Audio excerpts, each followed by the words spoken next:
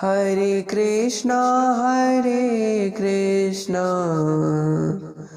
कृष्णा कृष्णा हरे हरे, हरे रामा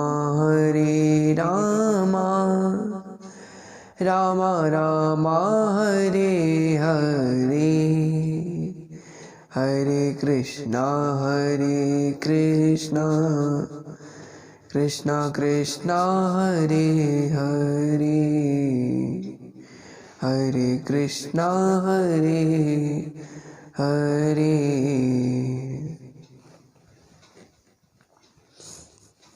यहाँ पर महाराज श्री दशरथ मृत्यु को प्राप्त हो जाते हैं।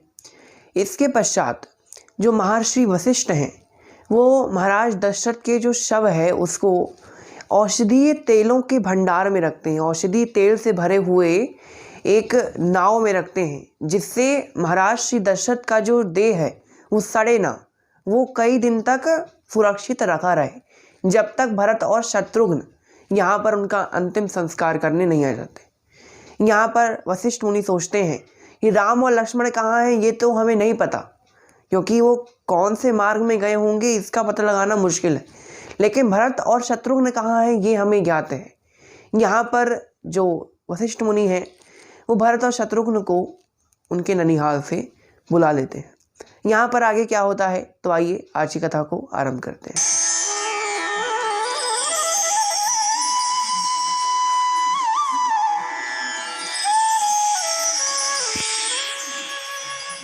यहाँ पर जब महाराज श्री दशरथ का निधन हो जाता है तो पूरे महल में, पूरे राज्य में शोकाकुल माहौल बना हुआ है। रानियाँ रो रही हैं, पुत्र वधुएं रो रही हैं। यहाँ पर भगवान श्री राम जो वनवास में हैं उन्हें ऐसा प्रतीत होता है, ध्यान में बैठे हुए थे भगवान, उन्हें ऐसा ज्ञात हुआ, प्रतीत हुआ कि उनके पिता के साथ कुछ अनिष्ट हुआ। उन्होंने कहा लक्ष्मण से कि लक्ष्मण आज मेरा मन बहुत घबरा रहा है। मैंने अपनी आंखें बंद की तो ये दृश्य देखा कि पिताजी दक्षिण दिशा की ओर एक भैंसे पे बैठकर उल्टे बैठे हुए हैं और दक्षिण दिशा की ओर चले जा रहे हैं। मेरा मन बहुत व्याकुल हो रहा है, मुझे लग रहा है कुछ न कुछ अनिष्ट अवश्य हुआ। यहाँ पर ऐसा ही दुस्वप्न जो है वो श्री भरत जी को भी अपने ननिहाल में सो रहे थे तो उनको भी ऐसा दुस्वप्न आता है कि महाराज श्री दशरथ एक बड़ी विचित्र प्रकार के आसन पर बैठे हुए हैं, काले वस्त्र को धारण किए हुए हैं, बड़े ही दुखी हैं और बड़ा ही अजीब सा स्वप्न यहाँ पर राम जी को भी आया है और श्री भरत जी को भी आया। यहाँ पर वशिष्ठ मुनि की आज्ञा पाकर यहाँ पर जो मंत्री हैं वो कैकेयी देश पहुँचते हैं और राजा अश्वपति को ये समाचार देते हैं कि मुनिवर वशिष्ठ ने दोनों कुमारों को जल्द से जल्द बुलाया। तब यहाँ राजा अश्वपति ऐसा कहते हैं कि हे भरत शत्रुघ्न, श्री वशिष्ठ मुनि ने तुम्हें किसी विशेष कार्य के लिए बुलाया होगा, इसलिए हमारा रोकना अब तुम्हें उचित नहीं है, तुम यहाँ से जा सकते हो।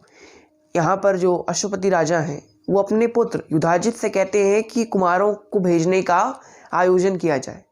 कुमार कहते हैं, श्री भरत जी कहते हैं कि कोई आयोजन की आवश्यकता नहीं है, केवल आप हमें आज्ञा दीजिए, आशीर्वाद दीजिए, इतना ही पर्याप्त है।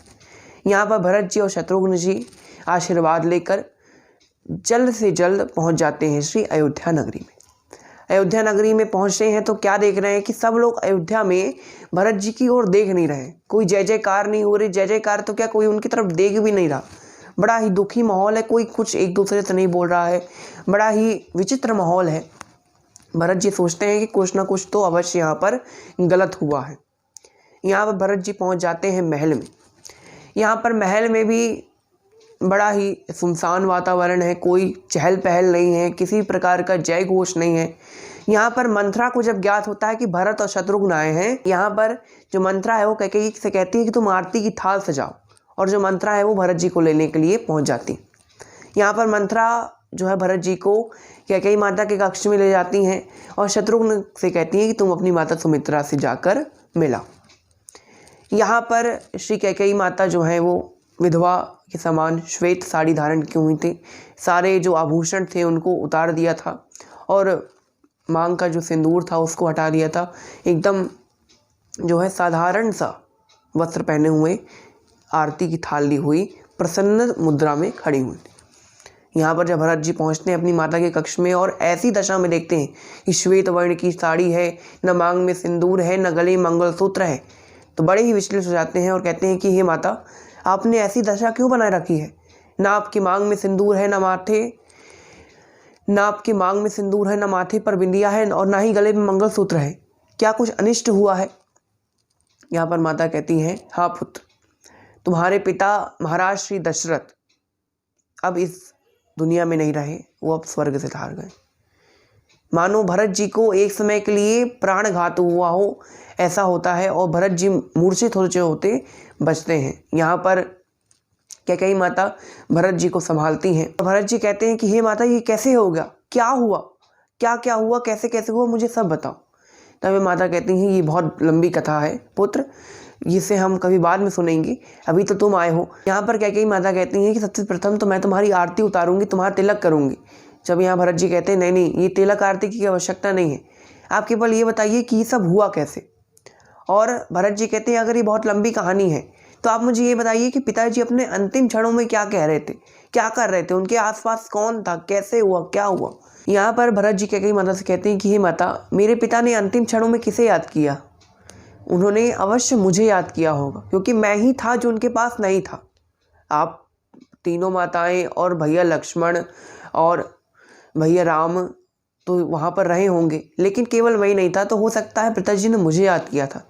तो बताइए माँ, उन्होंने अंतिम समय में किसे याद किया? माता ने कहा, पुत्र, तुम्हारे पिता ने अंतिम समय में केवल राम का नाम लिया और किसी का नहीं। तब यहाँ पर भरत जी कहते हैं, क्यों? क्या राम भैया भी उनके पास नहीं थे? तब यहाँ पर कैकेयी माता कहती, नहीं, वो भी उनके पास नहीं थे। भरत जी ने कहा कि ऐसा क्या हो गया, इतनी जल्दी ऐसा क्या हो गया कि पिताजी की मृत्यु भी हो गई और राम भैया उनके पास नहीं आ पाए? तब यहाँ कैकेयी माता कहती है, राम वन गए। भरत जी को दोबारा झटका लगता है। भरत जी कहते हैं, राम भैया वन क्यों गए हैं? तब यहाँ पर कैकेयी माता कहती हैं, अब मैं तुम्हें पूरी कहानी सुनाती हूँ। कैकेयी माता कहती हैं कि मैंने तुम्हारे पिता से 2 वरदान मांगे थे। पहला वरदान तुम्हारे लिए इस पूरी अयोध्या का राजपाट, दूसरा वरदान राम को वनवास। मैंने तो केवल राम के लिए वनवास मांगा था, लेकिन राम के साथ लक्ष्मण और सीता, वो दोनों भी यहाँ से चले गए। एक तरह के लिए तो अच्छा ही हो। यहाँ पर सब कुछ अच्छा चल रहा था। मंत्रा के सुझाव के द्वारा जो कार्य उसने कहे थे वो सब अच्छी तरह से चल रहे थे। तुम्हारा राज्याभिषेक होने ही वाला था कि बीच में महाराज का निधन हो गया। भरत जी दुखी भी हैं और बहुत क्रोधित होते हैं। माता से कहते हैं कि आज से तुम मेरी माता नहीं हो, तुम्हारे जैसी कुलघातनी पापिनी मेरी माता नहीं हो सकती, और अगर मेरी माता है तो आज से मैं इस माता का त्याग करता हूँ। यहाँ पर भरत जी श्री कैकेयी माता को बहुत डांटते हैं, फटकारते हैं, और कैकेयी माता से कहते हैं कि हे कैकेयी, आज तुमने बहुत गलत किया है। पूरा जो साम्राज्य है, पूरी अयोध्या नगरी का साम्राज्य आज तुमने उजाड़ दिया है। इस पूरे संसार के रक्षक जो भगवान श्री राम हैं, उनको तुमने उन्हीं के राजमहल से निकाल दिया, भगवान को उन्हीं के मंदिर से विलग कर दिया। इससे बड़ा पाप और कोई नहीं हो सकता। यहाँ पर भरत जी प्रण लेते हैं और कहते हैं कि अगर मेरी बात त्रिदेवों तक, देवताओं तक, पितरों तक और मेरे पिता तक पहुँच रही हो, तो आज मैं सभी को साक्षी मानकर कैकेयी को अपनी माता मानने से इनकार करते हुए उनका परित्याग करता हूँ। कैकेयी माता को एक समय के लिए झटका लगता है और कैकेयी माता कहती हैं, ये सारा कार्य तो मैं तुम्हारे लिए किया, ये सारा षड्यंत्र मैं तुम्हारे लिए रचा, ये सारा राज्य मैंने तुम्हारे लिए खाली करवाया, और आज तुम ही मेरे विरुद्ध हो। तब यहाँ भरत जी कहते हैं कि आपको क्या लगा, ये सारा कार्य करवाने के पश्चात क्या मैं खुश रहूंगा? मेरी खुशी मेरे पिता के, मेरे भ्राता के चरणों में है, और आपने उन्हीं चरणों की सेवा से मुझे दूर कर दिया। मेरे पिताजी नहीं रहे, मेरे भ्राता को आपने वन में भेज दिया, मेरी माता समान मेरी भाभी को वन के कष्ट झेलने के लिए भेज दिया। मैं आपको कभी माफ नहीं कर सकता। ये सब भरत जी कहते हैं, और भरत जी कैकेयी माता को त्याग कर पहुंच जाते हैं श्री कौशल्या माता के कक्ष में, ऐसा सोचकर कि कौशल्या माता मुझे सांत्वना देंगी। यहाँ कौशल्या माता भी श्वेत वस्त्र धारण किए हुए रो रही थी। तभी वहाँ पर भरत जी आते हैं और कौशल्या माता कहती हैं कि भरत, तू आ गया, मुझे तेरी ही प्रतिष्ठा थी। यहाँ पर कौशल्या माता कहती हैं कि तुम आ गए हो, मुझे बहुत खुशी हुई। यहाँ पर पूरे राज्य में मेरी कोई बात नहीं सुनता, कोई मेरी बात नहीं मानता, कोई मुझे मेरे राम के पास नहीं ले जाता, तुम तो मेरे लाडले बेटे हो, तुम तो मेरी बात अवश्य मानोगे। मैं चाहती हूँ कि तुम मुझे मेरे राम के पास ले चलो, तुम मुझे मेरे राम के पास ले जाओ, बाकी तुम यहाँ पर राज्य करो, मुझे कोई भी चिंता नहीं है। तब यहाँ पर भरत जी कहते हैं कि माते, आपने ऐसा कैसे सोच लिया कि मैं आपके बिना, अपने भ्राता के बिना खुशी रहूं, और आपने ऐसा कैसे सोच लिया कि मैं इस राज्य को स्वीकार कर लूंगा। मैंने तो सोचा था कि मैं आपकी आंचल की छाया में आकर मुझे सुकून प्राप्त होगा, लेकिन आप तो मुझे अपने से दूर करने की बात कर रही हैं। मुझे अपने से दूर मत कीजिए, वरना मैं कहाँ जाऊंगा, मेरा इस संसार में है ही कौन। यहाँ पर मेरे पिता चले गए, मेरे भ्राता मुझसे दूर चले गए, यहाँ पर मैंने अपनी माता का भी परित्याग कर दिया। अब केवल आप ही ऐसी हैं जो मुझे अपनी आंचल की छाया में स्थान दे सकती हैं। जब मैं कौशल्या माता कहती, मेरे कहने का ये अर्थ नहीं था पुत्र, मेरे लिए तुम चारों समान हो, तुम चारों से मैं एकदम अच्छे से प्यार करती हूँ। यहाँ पर कौशल्या माता कहती हैं कि हर माता अपने पुत्रों से समान रूप से प्रेम करती है, लेकिन उस पुत्र के प्रति ज्यादा चिंतित रहती है जो पुत्र उससे दूर है।